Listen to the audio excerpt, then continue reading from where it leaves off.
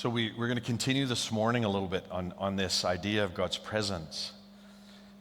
And last week we talked about how joy is an essential part of experiencing the presence of God. And today we're going to talk about hope as being a part of that. And remember, we were anchored in this piece that John writes in his epistle. And it's this piece from the beginning of John. It's on the next slide there. And here it is. That which was from the beginning, which we've heard, which we've seen with our eyes, and which we've looked at and our hands have touched, this we proclaim concerning the word of life. The life appeared and we testify to it. Now, you just experienced something tangible. You touched that little wafer. You touched that little cup and you tore the lid off and you tasted that little wafer. Well, you didn't really taste the wafer, but you tasted the juice. Okay, there's actually taste to it. You experienced it. It was tangible. Now, when John writes, he's talking about Jesus not being a symbol of a little piece of bread and a little drink of juice. He's talking about a man that they touched. Their eyes saw him and their hands touched him. And so he is proclaiming this. And he's saying the life appeared. We've seen it. We testified. We proclaim to you the eternal life, which is with the Father and has appeared to us. We proclaim to you what we've seen and heard, what we've experienced of Jesus, so that you also may have fellowship with us. Jesus is in heaven when John is writing this. And he says, we're proclaiming to you what we experienced so that you're going to have fellowship with us in the same thing. You're going to experience him as well. Because our fellowship is with the Father and his Son. And you're going to have fellowship with us in that same experience. And then he says, we write this to make our joy complete. And then we looked at John 15, and we looked at how Jesus taught. And again, John, the disciple, he records these words of Jesus. Abide in me. I'm the vine. You're the branches. You have to remain in me, and if you remain in me and I remain in you, you'll bear much fruit. Apart from me, you can do nothing. As the Father has loved me, so I have loved you. Now remain in my love. Obey my commands. Remain in my love, just as I've obeyed my Father's command and remain in his love. I've told you this so that my joy may be in you and that your joy may be complete. Are you glad to be beside the person you're beside right now?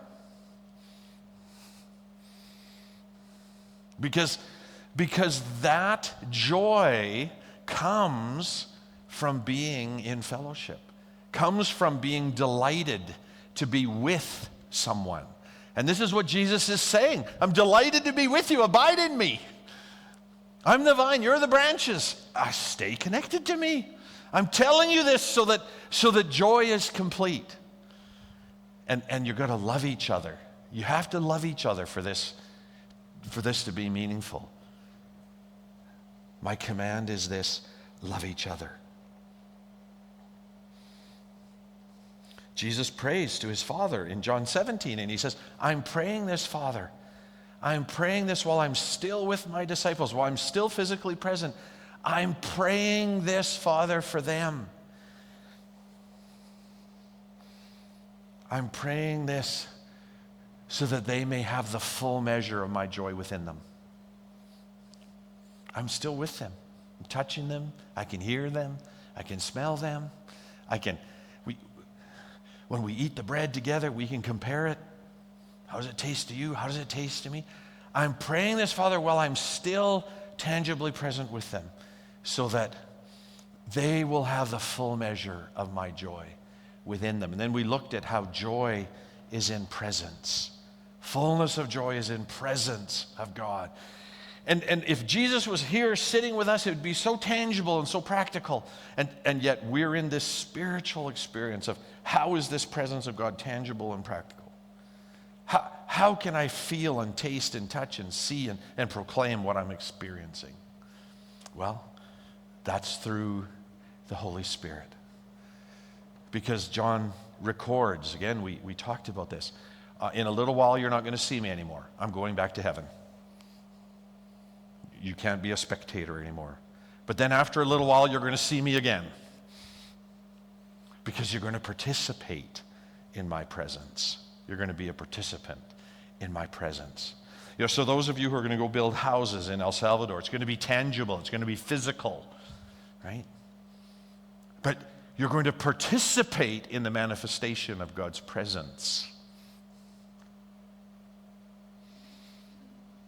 as love, joy, goodness flows through you.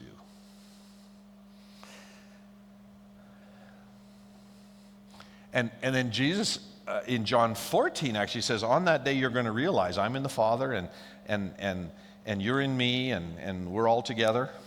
We had some hats here that illustrated that some months ago. And on that day you're going to realize it. And what day was Jesus talking about? The day that the Holy Spirit comes to quicken us, to make our spirits alive, to rebirth us into spiritual life, into fellowship and presence with God. So then we talked a little bit about joy, and remember we said that joy isn't a static condition. We said joy is actually relational, right? And that's where we laugh and say, you know, you experience joy when you're with someone who's glad to be with you. That triggers joy. It's more than happiness, it's more than gladness, it's more than a good feeling, it's more than a warm fuzzy. It actually requires relationship to experience joy. It requires someone to be glad to be with you. And it actually doesn't have to be a happy experience. So right now, Kevin can be experiencing joy if he's with someone who's happy to be with him. Even though he's a prisoner. Is Jesus happy to be with Kevin right now, wherever he is in Niger? Yes. So Kevin can experience joy, even though it's a very negative situation.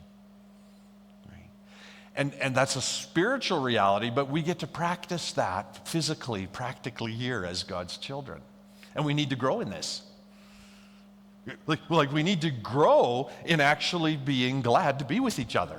Because if we can't live it in the practical, in the physical, it's going to be a big stretch to bring it from the spiritual into our tangible experience. So we get to practice it here with each other. Let's skip ahead to there we go, right? So joy activates our relational circuits. It prepares us to engage in relationship with God and others, and it manifests in community and in fellowship. That's what it does. So here's why it's important to be in a relationship and how it manifests in community. I just have to tell you a little story. So my father grew up with an aunt. He wasn't raised by his biological parents. His biological mother died when he was 3 years old, and he was raised in the home of one of his aunts. And he became estranged from his father, so my grandfather. And he didn't really know him. There was just family dynamics that made it difficult, and there wasn't a lot of relationship between my dad and his dad, even though they were in the same community. In those days, he grew up in a small town in Saskatchewan, and there was 2 goals that anybody had in a small town in Saskatchewan in those days. One was to become a Lutheran pastor, and the second was to move to Alberta. And so he became a Lutheran pastor.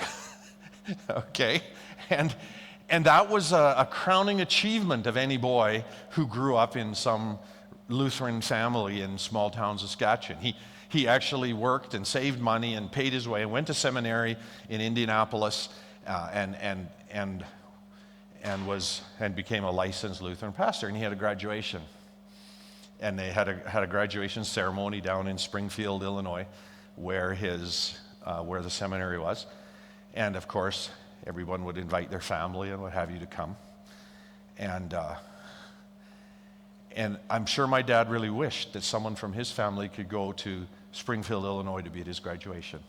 After all, this was pretty significant for a poor boy from Saskatchewan to graduate from the Lutheran seminary.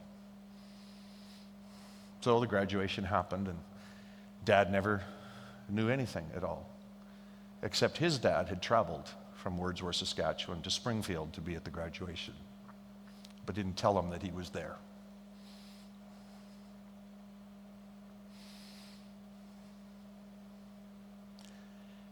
Years later, my dad discovered that his dad was actually at his graduation.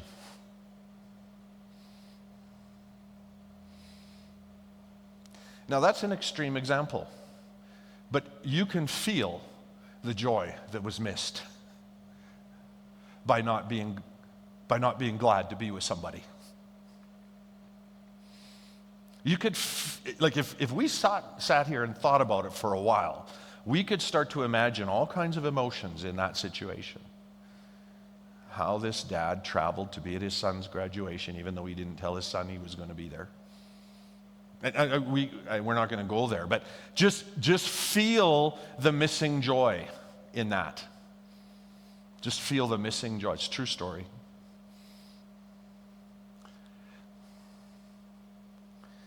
Do we take for granted that it's good to be beside the person we're beside right now, here, in the present? And can we be glad that we're beside them? Whether it's a coworker, whether it's a family, whether it's a child you're visiting for the weekend, whatever it is. Could we just be glad and experience that joy? Because it's the forerunner of experiencing the presence of God. Whew, that one came off a little heavier than I thought it would. Are we doing okay there? But it's an illustration of that. So you see how last week we talked about a joy killer being isolation. If we're in isolation, we just take our brick and we don't want our brick to join into the building, then wow, that isolation kills joy.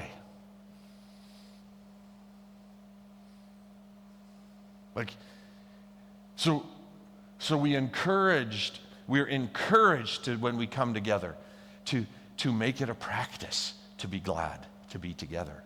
Okay, so today I want to look at another one. I want to look at another thing that kills joy. And at the risk of this becoming too heavy, I'll just keep moving. All right? Isolation kills joy. Here's another thing that kills joy and tells us, yeah, we need to grow in that being coming out of isolation. Let's go to the next one, please. And today we're going to talk about hopelessness, a joy killer, being hopeless. And I want to, again, with tremendous gratitude to Jim Wilder, I want to acknowledge my sources. I'm using some of his material in this. And I'm not a smart enough psychologist or anything else to say, but there's something that kills joy. Of course, we're supposed to have hope in all things, right? Love always hopes, right? We're never supposed to be empty of hope. There's all kinds of verses that tell us, as for me, I will always hope. I will always praise you. Those whose hope is in the Lord will renew their strength. Or those who wait upon the Lord will renew their strength. They will mount up with wings. Be joyful in hope, patient in affliction, faithful in prayer. So what is it that drains us from having hope? What is it that starts to suck hope out of us in our lives? And I'm gonna make it three things, three lies we believe, and they're progressive. Okay, the first lie that we believe is that I'm going to lose hope, and therefore I'm going to lose joy because God doesn't see me. He is not aware, and that's a lie. But it's the first way that we lose hope. Of course God is aware. Of course He sees me. Those verses say that He sees me, but the first lie is that God is not aware of my situation and He's unavailable. And I'll just illustrate this with another story. I was in high school, grade 11. I was on student council. I was acclaimed to student council. No one ran against me. I was pretty proud about that. And I was on student council, and we organized a back-to-school barbecue for the whole high school. We had about 1,500 students in the high school I went to. And I'm on student council, and I'm just feeling pretty proud of myself. And I am in charge of this barbecue that we're going to feed lunch to all of these students. And someone was supposed to organize the barbecues and organize Pepsi had agreed to bring their truck and bring pop for the barbecue, and it was all great. And I'm in the middle of this, and I'm pretty excited about it. And it's about 11:30 on the day of the barbecue, And kids who have spares are already outside lining up where we've put the barbecues out to cook the burgers. And it dawns on me that perhaps something has not been adequately planned, because there's no burgers, there's no buns, and there's no Pepsi truck. By noon now, everybody's out of class, and there's 300 kids in line waiting for a barbecue at an ice-cold grill, no propane, no burgers, and no Pepsi. And I mean, I'm rocked by this. I'm insecure. This is challenging me. Is this a good or a bad experience for me? Because this is on the bad side, okay? And now I would have loved to have hope in this situation, but it was hopeless. But in my ego and naivety, which I'm not proud of, but it's just where I was at the time, I announced to the crowd, we're waiting for the Pepsi truck to come down the hill to bring us the food. And where our high school was, we looked at this hill, and that was down this main street. You could see all the vehicles coming. That was a great place for the police, because it was a downhill, and at the bottom you were always speeding, and it's a different experience. But I sat there and said, I'm just looking for the Pepsi truck to come to solve all the problems. Well, was the Pepsi truck going to come? No. And I think that kills. I had no hope. I pretended I had hope, but there was no hope that this barbecue was going to happen. But I pretended that I was waiting for deliverance to come down the hill. And I think sometimes that's how we treat God. I have this big problem, and, it would be great if he would just come down the hill and solve it, but he's actually not going to, and I know it. That's a lie. That God doesn't see us and is unaware. He does see us, and he's aware. Remember the story of Hagar? She's the slave woman of Sarah.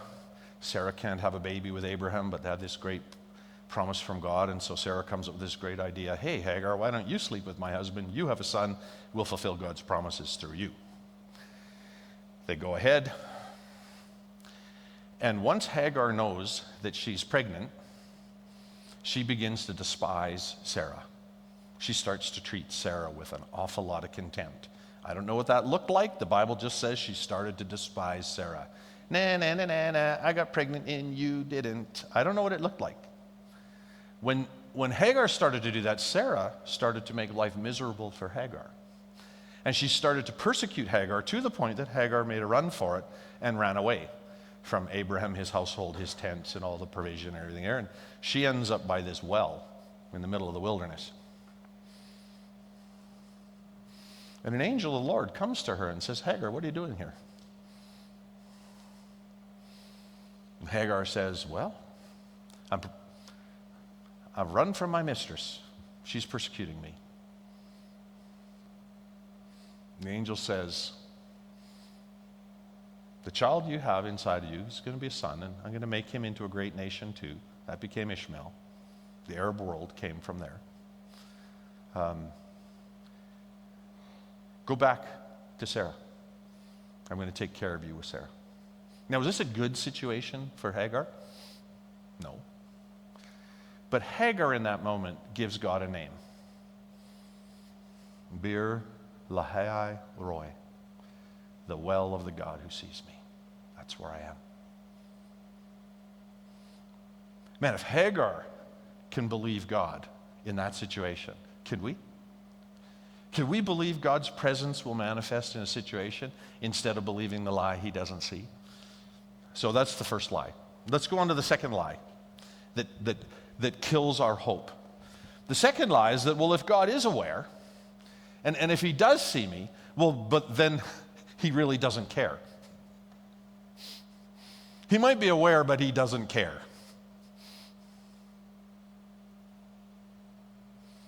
And in our heart we go, but that's not true. I know that's a lie. I know that's a lie. He does care. And there's the verses that say he cares. They're all there.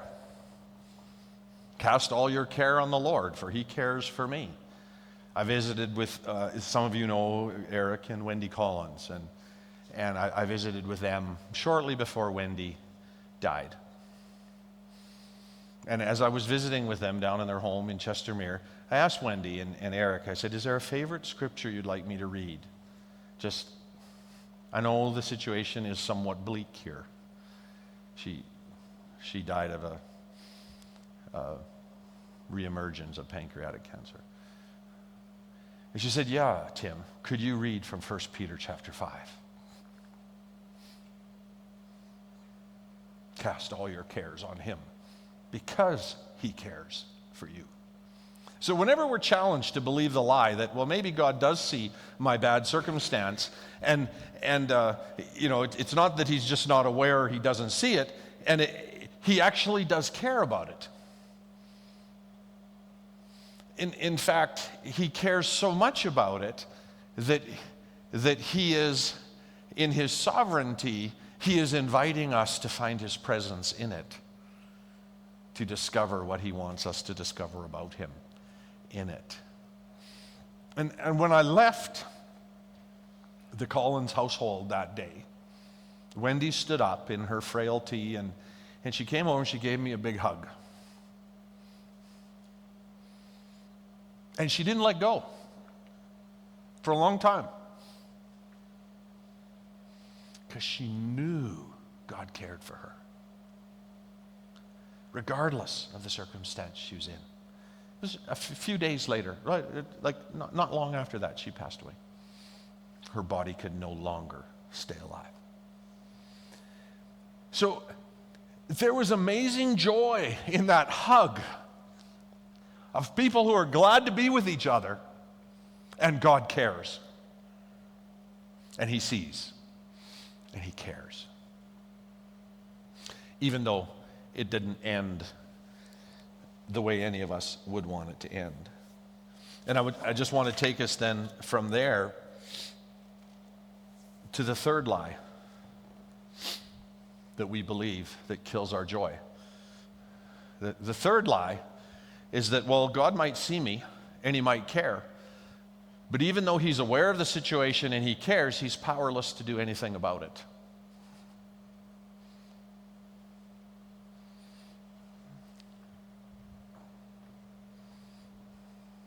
Is that true? Is God powerless to change circumstances? Well, of course not. See, these lies resonate in our heart as, well, no, of course God is aware. He knows everything. Of course he cares. That's his nature. Of course he could change the situation. He has power to do this. Of course he can do that. But this lie of God's powerless to change things is actually rooted in a couple of judgments. One of the judgments that we make in our circumstance where we lose hope is that I don't deserve what God might do for me. I haven't measured up. I haven't done enough to get God's favor today. So he might see me, he might care, but he's powerless to do anything about it, and it's my fault. Because I'm not good enough to deserve what God has for me. That's a lie. None of us is good enough for what God does for us. Yet we live in the lie and we let hope be drained away from us because we say, I don't deserve what God might do for me.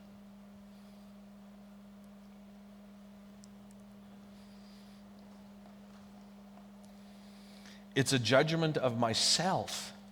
I think it's abhorrent to God that we might do that. We think he's mad at us and we think he'll withhold his love because we don't deserve it. And those two things are absolutely untrue. God is not mad at us. It says the wrath of God was satisfied in Jesus on the cross. Fact.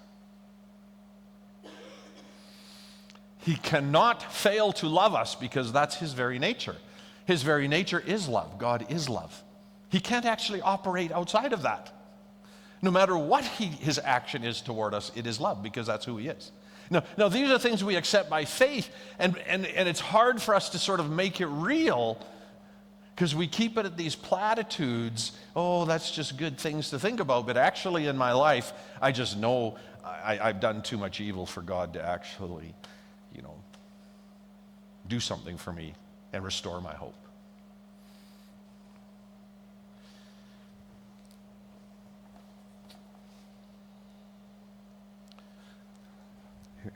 There's another sort of difficult spot of this lie that God is powerless, and it's the judgment we make of ourselves about what's best for me.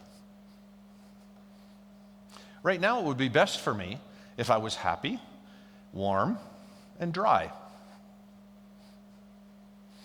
I remember, again, being on the mountainside, tree planting. I'm in this horrible thistle patch. And if you didn't get your first, 800 trees planted, you didn't even make your room and board for the day. So you had to get 800 trees in the ground before you even paid for your food that day. And it's raining, and I'm in the thistles, and I've got these heavy, wet bags of trees that I'm trying to plant. I'm trying to clear away this to get these trees in the ground, and I'm just standing there going, this is ridiculous. Now, is this a good or a bad situation? Okay, and I get this picture of my mind of the fireplace at Christmas in my home. And I think the best thing for me right now would be to be warm, dry, and happy. Not cold, wet, and in a thistle bed. But God didn't transport me to the fireplace. I was in the thistles. I had to work my way out of the thistles to get the trees in the ground. Now, who am I to say that it would have been better to be at the fireplace or be on the mountainside? But yet I and you, I suspect, make these judgments all the time about what's best for me. But that's not true. God knows what's best for us. And so when we come to this lie that says he might see me, he might care for me, but he's powerless to change my circumstances, we have to just catch ourselves in the judgments we make about ourselves. I know what's best for me, and I probably don't deserve anything good from God. Those are two lies that we have to confront with truth. All right.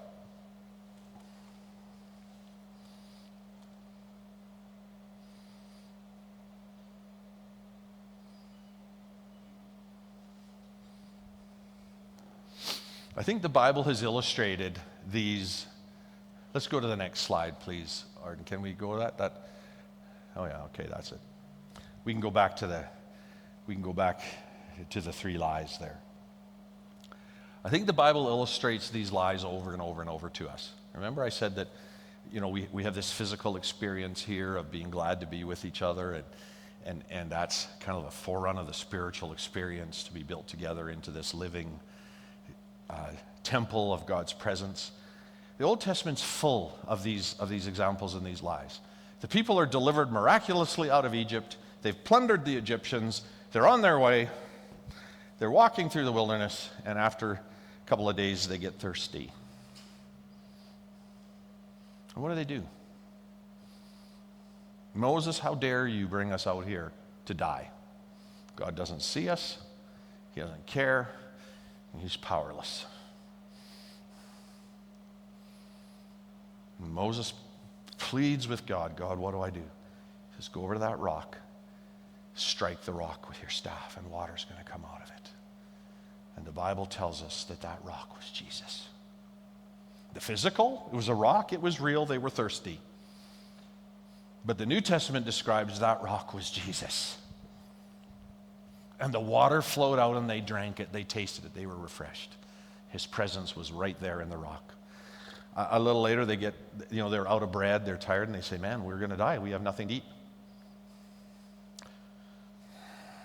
Moses goes back to God. They're complete. Moses, you brought us out here to starve us to death? This is dumb. God doesn't see us, he doesn't care, and he's powerless to do anything about it. We're hungry. God says, okay, tell the people, tomorrow morning, they're going to go out, they're going to gather dew. Like dew on the grass, it's going to be wafers, it's going to be bread, and that's going to be bread. And they go out, and it's there it is, and they gather it, and they're fed. Do they stop and say thank you? No. Oh, good, we got food. Jesus said, I'm the bread that came down from heaven. As your forefathers ate manna in the wilderness, so unless you eat of my body and drink of my blood, you have no part in me. I am the bread that came down from heaven. The presence of God was there in the bread. And it's in Jesus, in the bread. They came to the Red Sea. Oh, this sucks. We're going to die.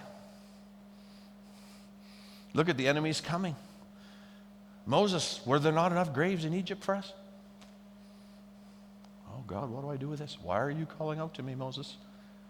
Take the staff in your hand. Tell the people to stand and see. Believe that my deliverance is here. I know what's happening. I care, and I'm powerful. Now stretch out your hand over the sea. And he does, and it parts, and they walk through on dry land. This is one of the few times the Israelites actually stop to praise God.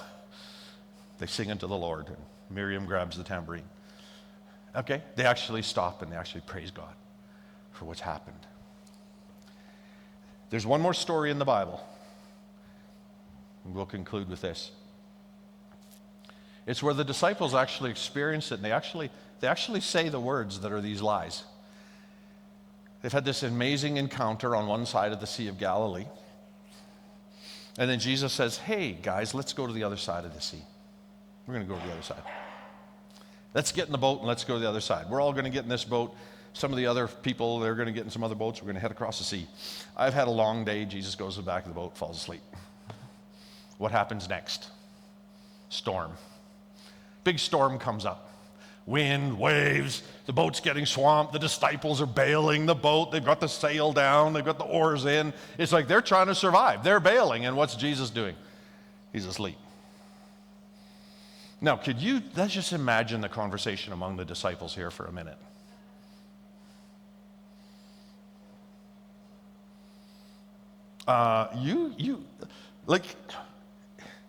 He said he was God and he's asleep and we're about to die.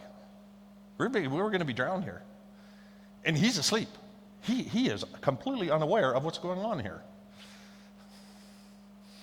What is the deal? Are you going to wake him up? Should I wake him? No, I'm not going to wake him up. Let's just let him rest in his blissful unawareness. He can die with the rest of us, I guess. I mean, I don't know what they said, but they certainly, I got to think that they had some conversation about how can he be asleep and be so unaware of what's going on when we're about to die? We're about to go down with the ship here, and he's asleep. Do we ever feel that way about God?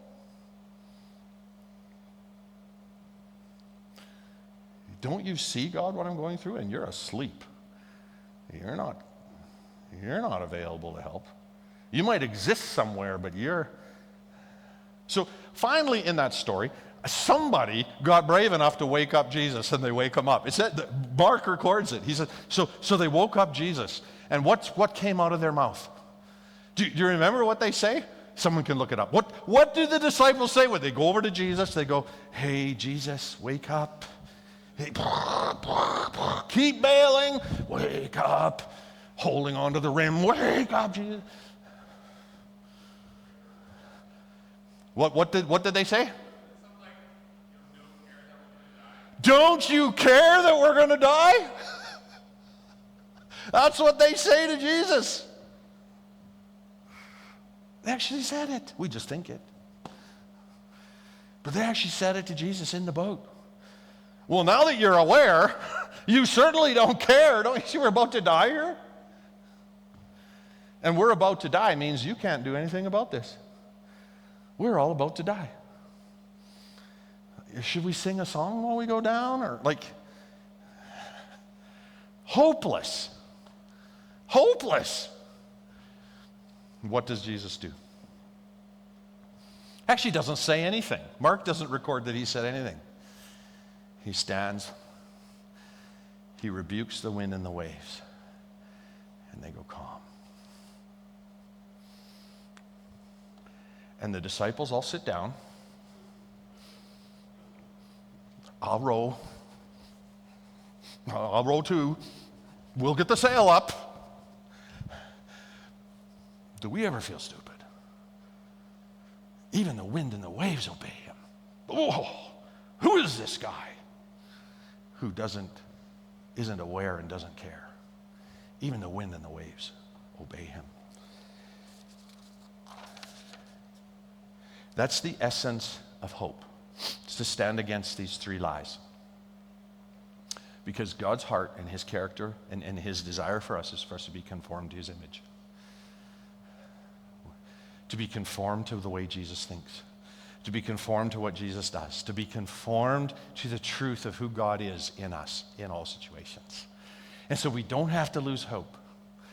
Because God does see, he does care, and he is powerful. But he doesn't agree with our judgments. He wants us to agree with his. And and it's this little verse in Romans, for we know that in all things God works for the good of those who love him, who are called according to his purpose. He cannot operate outside of love. He cannot operate outside of care. He is aware, and he is powerful.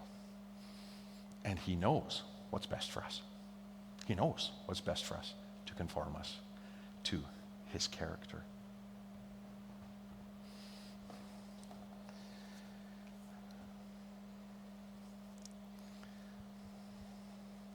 As we continue as a people of God, and someone's going to bring the kids in here now. It's time to get the kids. So, Brian, could you call the kids? They can come on in now. Worship team, you can come.